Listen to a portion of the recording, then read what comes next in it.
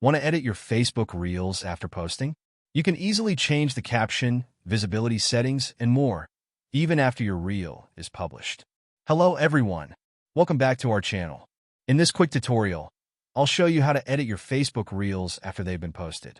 Make sure to watch until the end, and don't forget to like this video and subscribe for more helpful tips.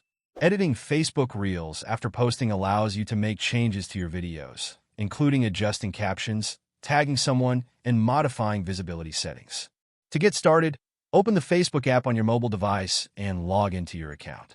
Once you're in your news feed, tap on your profile picture or the three horizontal lines menu in the top right corner. If you're using an iPhone, you'll find it at the bottom right. Next, tap on your profile picture or name to access your profile. On your Facebook profile, click on the Reels tab. If you don't see it, tap on More and then select Reels. Scroll through your Reels and open the one you'd like to edit. Once the video is open, tap the three dots in the bottom right corner. A pop-up menu will appear. Select Edit Reel from the options. From here, you can change or add a caption, mention someone, or adjust the visibility of your reel.